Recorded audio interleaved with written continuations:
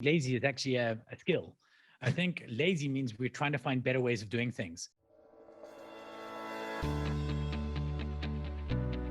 Hello and welcome to the Automate and Delegate Podcast. What should you not be doing in life, business, and building relationships? Every episode is high takeaway value with tips, tools, and stories you can implement today. Now to your host, Brad Stevens, lifetime entrepreneur, global speaker, and high-performance expert.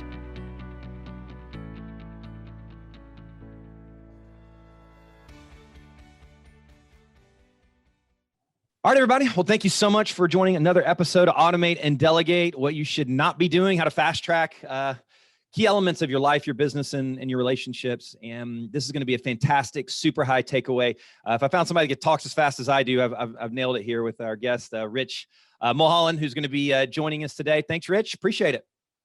It is amazing to be with you, Brad. I look forward to speaking fast and sharing faster. So to give a little background on Rich, he and I got a chance to know each other. We're both members of Entrepreneurs Organization, and he and I have shared resources. We're both kind of tech junkies and tools and automation and efficiency. Rich has spoken over 30 countries on 6 continents. He's a self-proclaimed rock and roll roadie turned entrepreneur.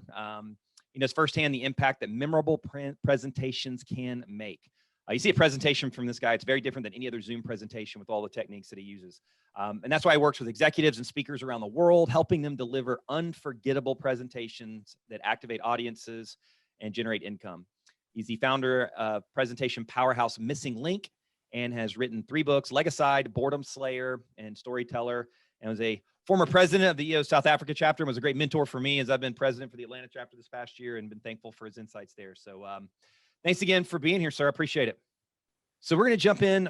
And as you know, kind of the format that we like to jump in, we're going to do 3 challenges we're going to talk about. And I'm just going to give Rich gave you a little preview of kind of his background, but just brief little summary of who he is, what they're doing, what they're up to right now, and kind of what's the bigger impact or purpose that they're looking to have in the world. It's been very tricky for us. The last year was obviously a big change. We were in the event space, so the live event space, creating presentations for live audiences. What I thought was going to be a challenge, I realized was a massive opportunity, and that was the opportunity that we could scale what we were doing in a way that we never thought of before. So now we had more reach because it was more stages than ever before, because everybody is having a Zoom event and a Teams event the next day and Crowdcasts. What we've got is more stages than we've ever had at any time in human history. So as a business, our challenge is very simple. We want to help ordinary people deliver extraordinary presentations, because I think a well-crafted presentation can really, really change humans. However, one of the key challenges and I guess this is a segue into that, one of the key challenges is that it has changed the entire way. We'd been a business that was built around the church of the customer, word of mouth referrals, do all of these great things. And if you sent a tweet in South Africa asking for somebody who helps you with presentations, I would guarantee you would come to us. But now the geographical handcuffs have been taken off and we can work all over the world, and we are working all over the world. We actually are really having to navigate this space of becoming a big marketing-led business, because in the past we were a sales-driven, but I would say word-of-mouth-led business. And I fell in love with that concept, but it's bloody slow when you want to do it at scale. Sure. Yeah, and so I mean, you guys have had head on in the COVID world, what a lot of had to deal with in the presentation space. What's amazing is you guys just demonstrated tremendous agility and has transformed yourself to identify where the new challenges are and where you can add value, for organizations. And I've seen him speak for EO and others and just bring a lot of value with the content that you share with everybody. So let's jump into, and as you know, the format, I'd like to get an idea of just 3 key challenges, 2 to 3 kind of key challenges that our guests have experienced. What was their constraint point? Because we're all about automate, delegate, redefining how you scale and efficiency. And so try and look at some specific challenges and specific tools, resources, strategies to kind of overcome those. So Rich, what's the first one? What would you say is the first one you'd like to share with this key growth issue or challenge and how you resolved it? I'm gonna share the 3 of them. They're gonna sound flippant, and I'm gonna let you hit on the first one, whichever one you think is the most important. And as flippant as they sound, they're just not. Sure. I was lazy, challenge number 1. I was bored, challenge number 2, and I was comfortable, challenge number 3. And I don't mind which one you want to dial into, but these are the 3 biggest problems trying to get me to scale. And so we can tackle any one of those and and see where we Well, go. lazy sounds like a good start. So the lazy challenge, kind of what'd you do to get off the couch?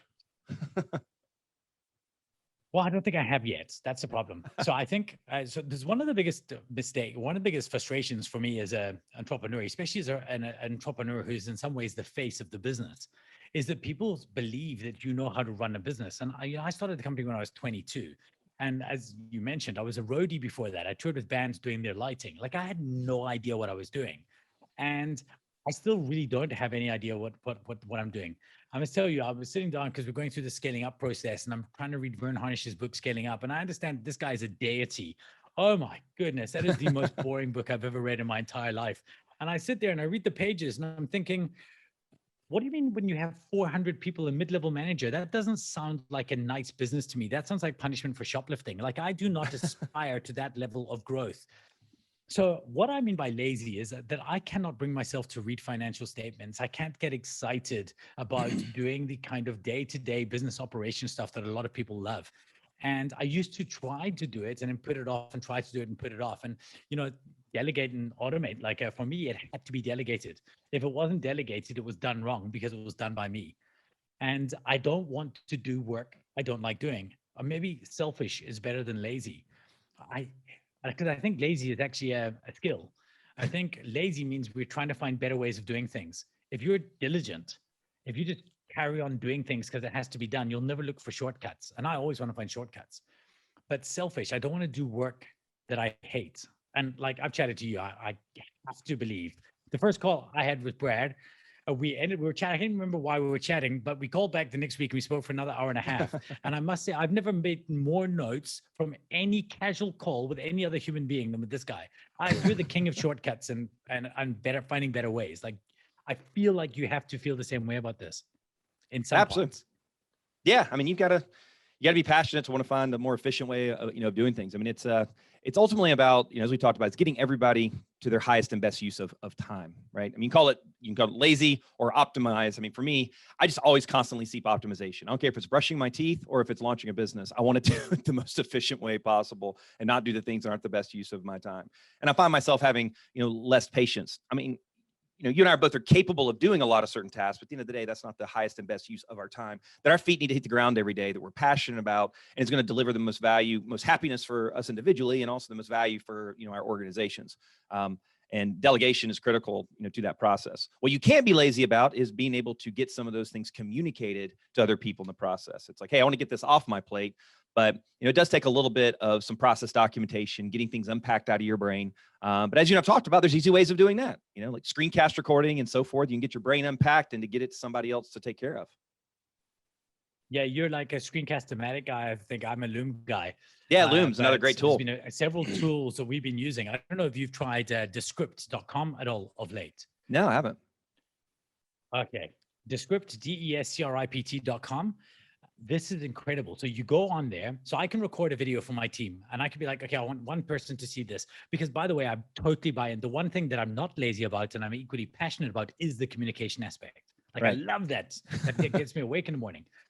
So you go to Descript and then it obviously it automatically transcribes everything. But then what you can do is a few things. So if I want to edit the video, I can just like copy the Word document and move little bits, delete a sentence, and the sentence is deleted and the video is edited.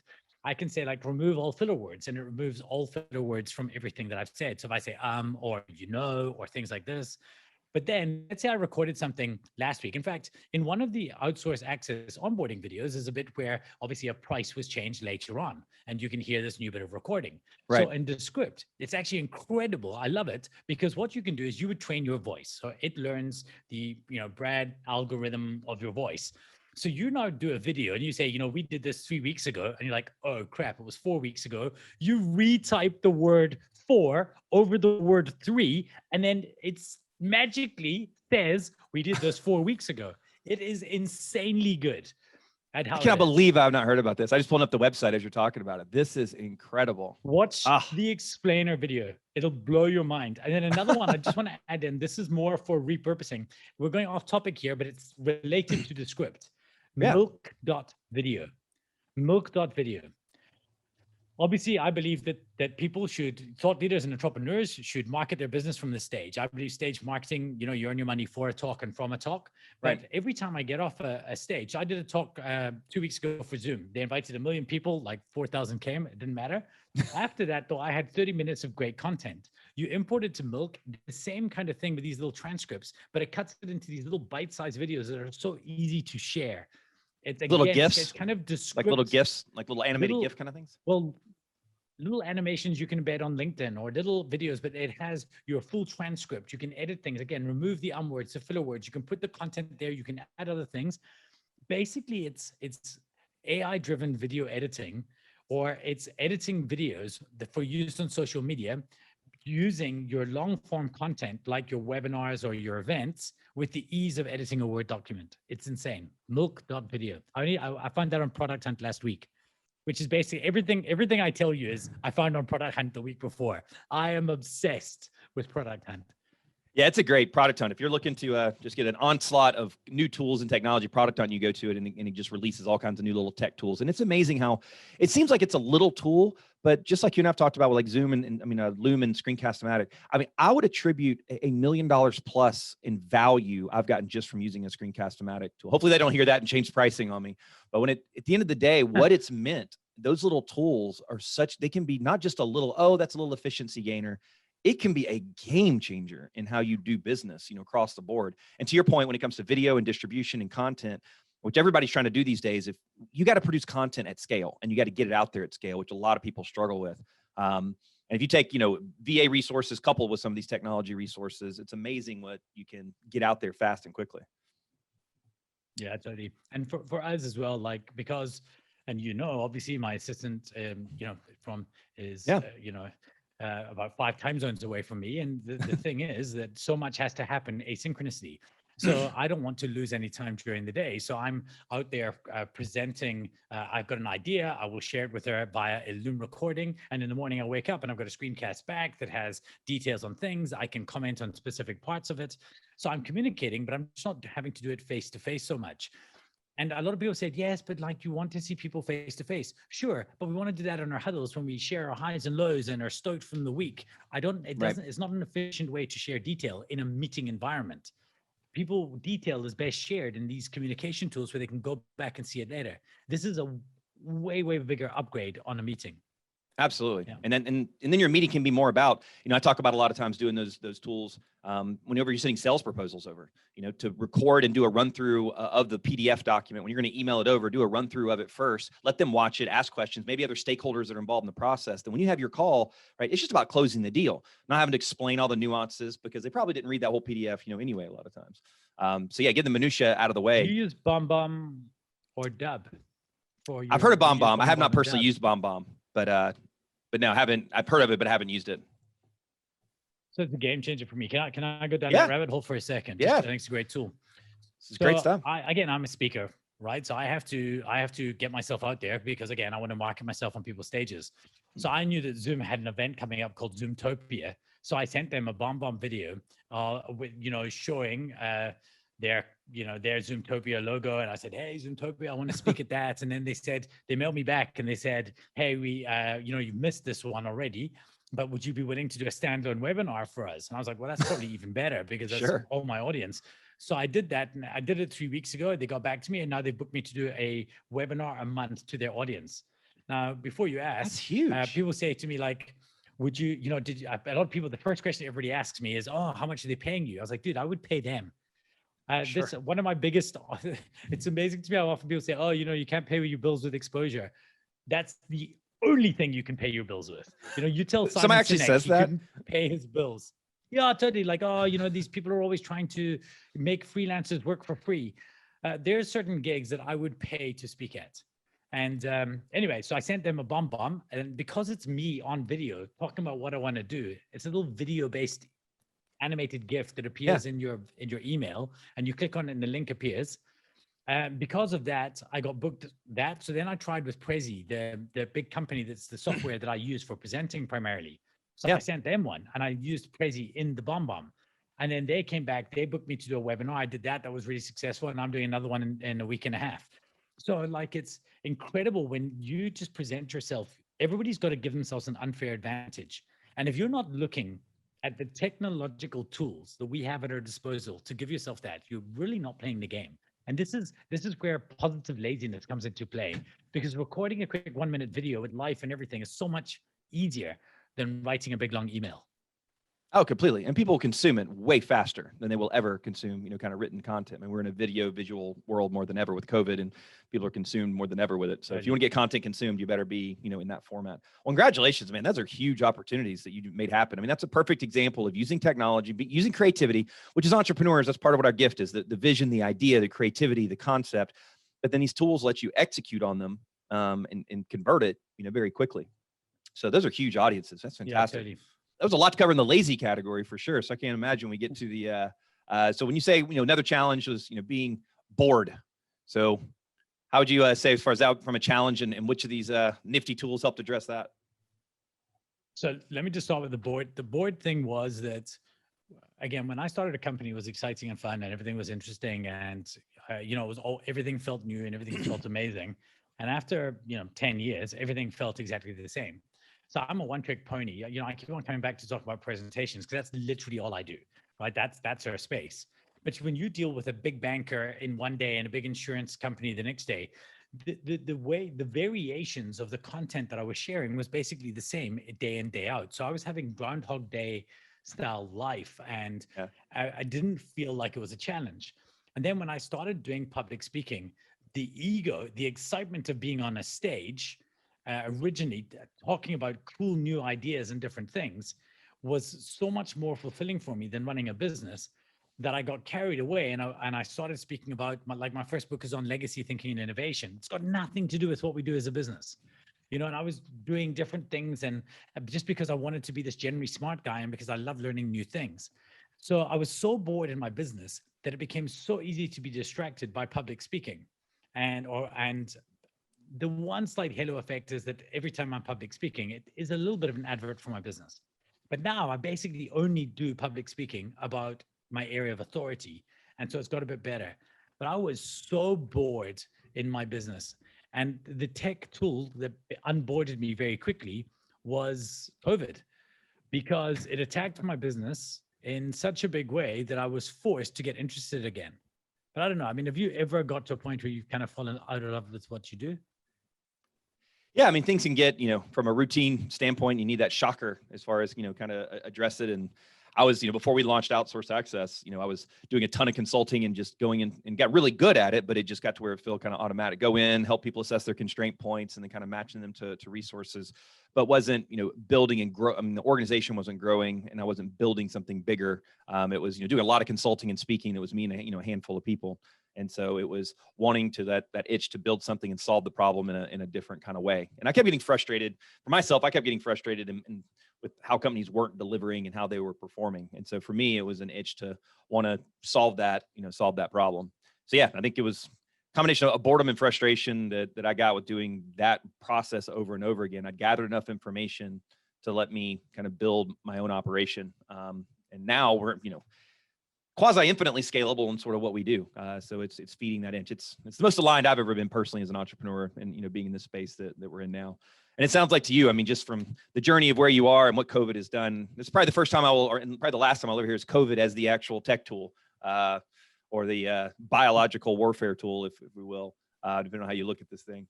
But yeah, no, I think it's been huge for everybody to stimulate that transition.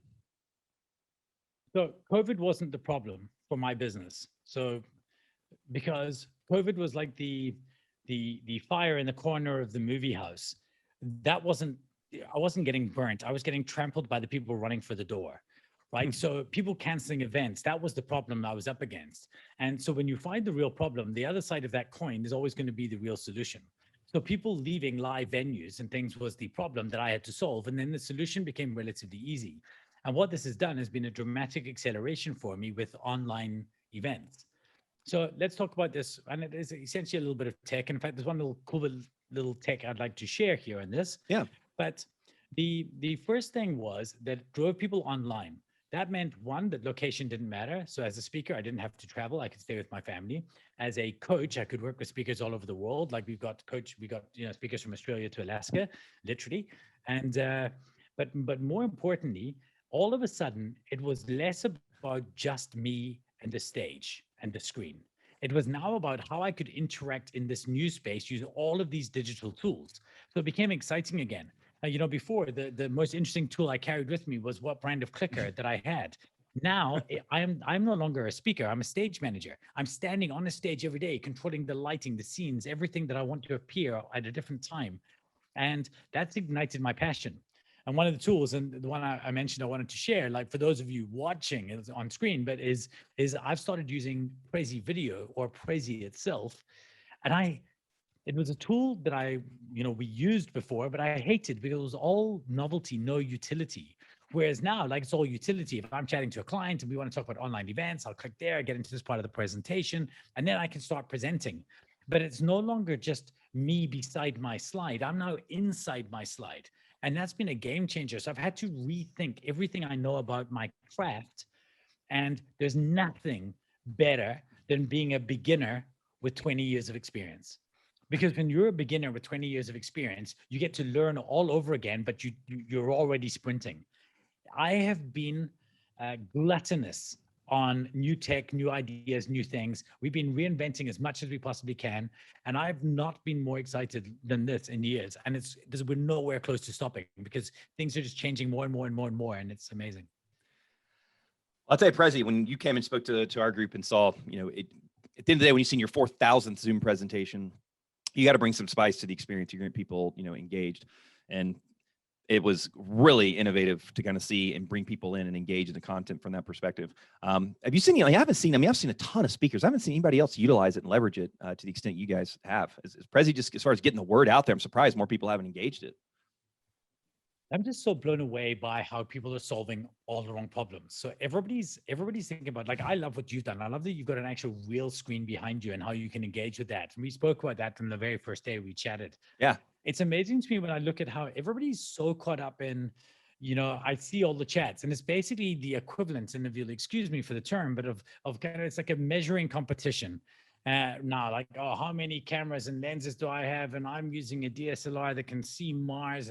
And then I've got these 20 lights. I've got these 30 screens. What do you need 30 screens for? I don't understand. Like, why are you using 30 screens? In fact, I don't even think it's efficient, because I see a lot of people sitting there and then you see them looking away because they're glancing off, and then they're looking at this monitor here and they've got 20 camera angles. And I'm sure there's a time when a camera angle is good, but I'm not sure it's the real thing we should be focusing on. So we've got to focus on the better problem, which is, how can I use the space that I'm in to better direct human attention? And people just aren't doing it well enough. This talk that I'm doing the talk that I will have done by the time that you hear this is about the idea of changing a relationship and thinking outside the slide. We no longer design slides. Now we must design scenes. And we have several tools. And when you start with that paradigm, you start thinking about it. Okay, cool. So there's a presenter, there is set, there are props, there are visuals, and there are videos that I can control all of them from just, pushing one button. How am I going to use all of that to help control my audience's attention? And if you let me go down this for one more second, yeah, please understand this, that when you're speaking to an audience today and presenting to an audience today, if you're presenting to them, like you said, everyone's seen 1,000 Zoom calls. The instant you stop being interesting, even if they're listening, so the first step back of interesting is, I'll listen, but I'll do something else. The moment you lose them to that, you're okay if it's on a Peloton, doing a workout, but you lose them as soon as you check a mail, because people can't process information that way. Yeah. So I used to say to people, you have to do 60 slides an hour. You've got to, like, a slide a minute is a good running pace. Now, on presenting online, I've doubled that, 120 slides an hour. I'm going through content faster. There's not more information. It's just I've got to remain visually interesting to my audience over and over and over again. And realizing that not every bit of content is a full slide or a full scene, realizing that having nothing on the screen is a full scene has been empowering. So we need to redefine how we see this. Oh man, sorry, you got me off on a tangent there, and I realized I went way off. But thanks for going with it. Well, no, I mean, I'm nodding my head because I completely agree with you. I mean, I do a lot of 90-minute webinars for, for business organizations. And I have about 90 slides, 95 slides that I go through it. And everybody sees that. And when I send it ahead of time, they're like, you're going to do 90 slides. I'm like, look, it's going to be high energy, fast paced. I've got to keep, and to your point too, if, on Zoom or virtually, you got to have 5x the energy that you would in person to get the same energy across, on the other side. And so you've got to be willing to step it up. I mean, I must feel when I get done with a 90-minute webinar, it's like, I want to go sit in the chair and just relax. It's almost like I just did a Peloton session. If you've done it properly and given all the energy, with it, and then you have fast-paced slides, both of those together is what's going to keep people engaged. So we are certainly aligned there. And keep you engaged, which matters, right? Because now you're working. You've got, if you're doing 90 minutes, you're probably presenting for 60 and chatting for 30, and you're doing 90 slides in those 60 minutes. You're like banging through those things, keeping a pace going, doing these things. Like you're keeping yourself wired up. It's actually why I always present standing up as well. Because like, I want to remind myself that I'm, I've got to show up, speak up, and shut up. Like I've got to be presenting with energy. So that standing is a small hack, but I think more people should. It is. I mean, I'm going to stand at desk myself, and it makes all the difference. I stand about half the day and sit about half the day, and it's another small factor that makes a big difference. Well, fantastic, man. Well, I think the last one you talked about was, so we covered lazy, we covered bored, and we'll take a quick dive into comfortable before we close out. And so you're talking about comfortable. Is that kind of tied into the board? Is there anything specific takeaway on that one? No, the comfortable was two things. Is that I believe as an entrepreneur, I think that defining what your enough is very, very empowering. The problem is, so because I see that the one problem with an organization like EO is, in the Olympic Games of being rich, you're not even going to make the EO team. There's always somebody who's wealthier than you, better than you, and all of these things. And I realized, like, I was starting to, that comparison is the thief of joy quote. Comparing myself, like, why am I not driving this car? Living, one of my wife's forum buddies has a house with a lift that goes up 3 levels. We don't have a lift. But then I realized I've got enough. And as soon as I realized I'm very, very happy in my life, I've got my board games, I've got a great family, everything's incredible. I realized that I could tap out a bit. So my business was in cruising altitude. And that was a problem, as I became so comfortable that it's hard to be hungry when there's always enough to eat. Right. So that's what happened is my business paid the bills every year. It was consistently good. We'd been in business for 24 years and, we've made profit every year, and it's just been easy. And that was a huge problem, because how do you find your gas, your give a shit if you don't need it? And I'm not inherently greedy. I buy into that mindset that there's 2 ways to be wealthy. The one is to make more. The one is to need less. And I'm of the need less category. Like, I think that's where I live. But one day I realized that, and this I guess ties in with the lazy, is that I'd tapped out of my business, and I have a professional leadership team who run it, but they're not comfortable. They're not rich. So it's easy as the business owner. And as soon as I realized that, like, my job isn't to just build a business that gets to the point where the person at the top has enough money. I have to build a business that the person at the bottom has enough money. And as soon as I realized that, it changed my paradigm. And that's just been something that we've been really thinking about. So I've had to grow up a little bit.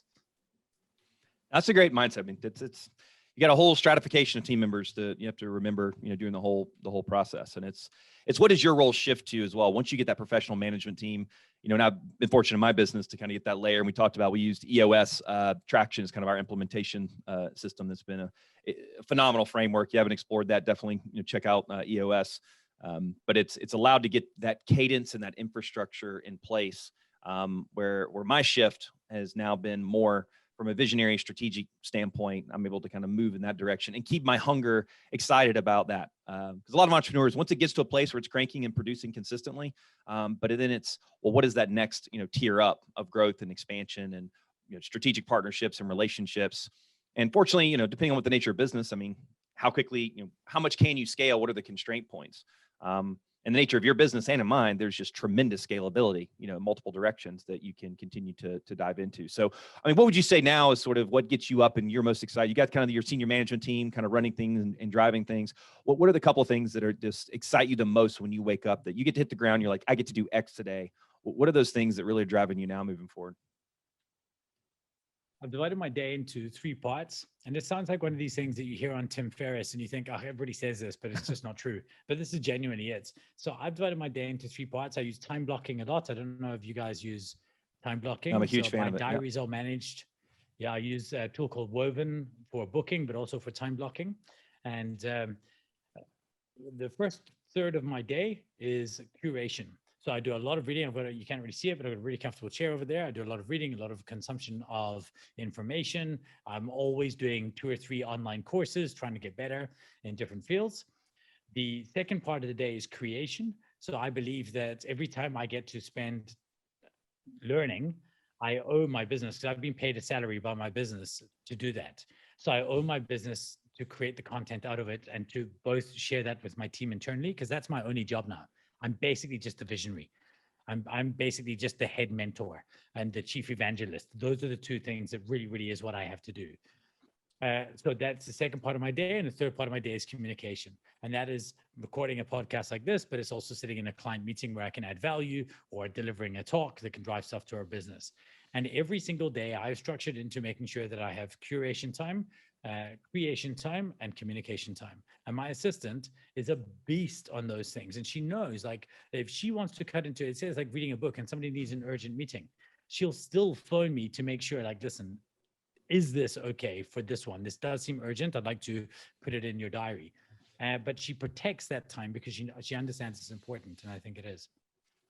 Yeah, we have no choice. And that's the biggest thing. I found myself blocking out more and more and more of my calendar. And so now it used to be partial days. Now it's all Mondays and all Fridays completely blocked off. And I do a similar thing. I kind of shift entire days of activities. With Mondays are fully blocked off, Fridays are blocked off. And I do a similar kind of, that's my comfy chair back there where I do my information consumption. And to your point, actually, just got a whole revisit of Jim Collins' content. Our EOS implementer had us read Good to Great together as a management team. And it was like reading again for the first time. First time I read it was in my late 20s. And he's got his website. If anybody hasn't checked out Jim Collins, hopefully everybody here knows him. I mean, he's one of those prolific management writers. And on his website, he's consolidated all the key points of his books, Great by Choice, Good to Great, How the Mighty Fall, all into one, and Built to Last, into one map concept that I don't think a lot of people know exists out there. And it ties all those concepts together into one concept. And he created a monograph to his book called Turning the Flywheel. It's about an hour and a half listen. I could not recommend every entrepreneur more to listen to that. Wow. It ties all his key concepts of his books together into 1 hour and a half listen. And this thing he has on his website called The Map. And I'm actually taking our board, our EU Atlanta board, through it in a 4-month curriculum I put together. But it's that the kind of stuff that we get a chance to spend time in, not turning the crank in the weeds. And that's what really leads to leverage and growth of the business, is when I can live and breathe in that space, just like what you're doing. That's where we can really bring a lot of value to our companies, and strategic direction and focus. Because it really is the blueprint of how to build an amazing firm. I just never really kind of saw it when I consumed the content initially. So, well, very good, sir. You know what I realized, and if we could just go 1 second on this, is that, so I do read, like, as I mentioned, I'm reading Scaling Up, and I've read Good to Great a lot. So I'd love to consume this content. But I think sometimes entrepreneurs and business people read too narrow. So I read a ton of fiction. I read all different types of books, because it's amazing how often information that you need to read that makes you smarter appears from the oddest places. You'll read a case study in a book that was actually about a totally different thing, but it just landed for you. Mm-hmm. I read about, I was reading a mathematics paper by Richard Feynman, and he talks about cargo cult theory. And it's actually it's a problem and a measurement criteria for scientists to measure the validity of the work that they're doing. But when I read it, I was like, this is presentations. This is exactly, and now it's been in every one of my talks. When you look too narrow, when you look in the main, the top 10 books on Amazon or the top page on Google, you're going to be landing in very, very average territory. I think people need to look wider. And on that, I want to see your Good to Great to you, Jim Collins, and I want to call a different book that's so left field, but I think it's my book of 2021, and that is Green Lights by Matthew McConaughey. All right. I've been listening to, I listened to that Spotify, those songs. I listened to the songs on that Green Light Spotify, and he kind of tells stories and he plays songs. That's the only thing I've heard, though. Is it a whole book content? So it's his entire book. I liked it so much. So I got the Audible book. I was recommended it by a client I was doing a speaking gig for. So I bought the Audible book. Now, again, if you're anything like me, you probably listen to most of your Audible books on 1.5 times. In fact, most of your 1.8. listeners are probably listening to us. Yeah, at 1.8, we'll speak slower just to mess with you. But I walked out here. So I was actually on my one wheel and I was one wheeling out to the shops. And when I got there, when I got out past her gate, I was like, no way, this is too good. I want to hear this in all its glory, because he reads his book. It's one part life story, one part philosophy book, but he is so smart. I liked it so much that I finished it and I went and I bought the hardcover for the shelf because I need a highlighter and I need to go through that book. It is I think I'm overselling it. It's incredible. So good. All right. Well, I'll line it up. I didn't know there was a book. Honestly, I was looking for new things on Spotify to listen to. And I just posted in the chat, if you'd look at it, that's his green lights. And he's just got songs that he does. And he gives a little kind of preview about it and why he's so connected to that song. That's the only reference point. I had no idea it was a book, but this is a whole playlist that he has associated with it as well. So It's funny. I just stumbled across it. It's funny you mentioned that. So I'll have to check the book. I had no idea. Awesome, man. Well, thanks so much for, now we've covered a lot. Hopefully anybody that's listened to this, you should have a page of notes and tools and resources that are, and he briefly mentioned it, but check out Woven. If you love Calendly, that's an automatic booking tool. It's one I've always talked about, but Rich always seems to one up me on a tool that's even better. And so Woven sounds like a fantastic one. So check that one out. That does booking, but a bunch of other automation kind of components and features to it as well. Yep. All right. So we will close out here with kind of the final question I'll ask Rich. And as we head out to the final notes of the show, and ask Rich, if you could choose just one characteristic most crucial for being a successful entrepreneur, right? There's all kinds of different things that are components of it, but if you had to narrow it down, you could only take one with you on an island. What would it be? I only need one. It's curiosity. Curiosity is everything. It's the God particle. Right? Be curious, be ruthlessly curious about the world around you. And I think you're off to a good start. Entrepreneurs, what do? We fix problems and we fill gaps. That's it. We basically look around the world for things that are broken and find a way of making them work better. And that is a byproduct of curiosity. In fact, I think that curiosity is the common bond between most entrepreneurs I know, is we're always curious to try and find a better way to do things. This show is a study in curiosity. It's about how can we find better ways of doing what we need to get done in more efficient ways to optimize our time. Yeah, I mean, it ultimately comes down to optimization. I think I really keyed. If anybody's seen the Netflix documentary Inside the Mind of Bill Gates, it's a phenomenal. I don't know if you've seen that one yet, but it's incredible. And when he was asked the question, why do you do what you do? And he's just like, optimization.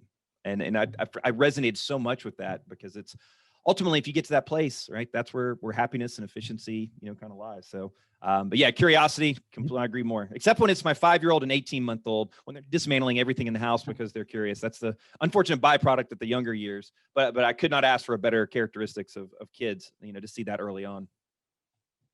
Exactly. Well, we will close out here, and I know everybody would love to consume more of the content stuff that you're sharing. I know you got a YouTube channel and all kinds of things. What's the best place for them to kind of land on to learn more about what you're doing, Rich? You go to getrich.af. That will take you to my personal page. That's a short link. Go to getrich.af, and then from there you'll find links to my YouTube channel, which I'd love you to subscribe to, and my newsletter, all of those things. And then for Missing Link, to find out more what we do for a company, if you go to ineedmissinglink.com. It will tell you all about our public speaking program, our sales program, Storyseller, and all the different presentation stuff that we can help you with. Fantastic. And that was getrich.a as in Apple, F as in Frank, AF. Yes, as F. Get rich. Yeah. Gotcha. Apple, Frank, whatever. Yeah. Just to make sure everybody got it down. Because I've been to it, and it's got a great job. It consolidates everything there of all the different resources that you can engage. So, well, been a pleasure. I've been a pleasure getting to know you, over the last year, and opportunities to connect from an EO standpoint and to dive into this content. I know our listeners are going to take a ton away from it. So appreciate our time together. This episode is sponsored by Outsource Access, the choice for entrepreneurs, small business, and busy professionals for highly talented and affordable virtual assistants and outsourcing needs. Visit outsourceaccess.com/learn to learn more, and use code AUTOMATE to get $100 off their signature and risk-free assessment process.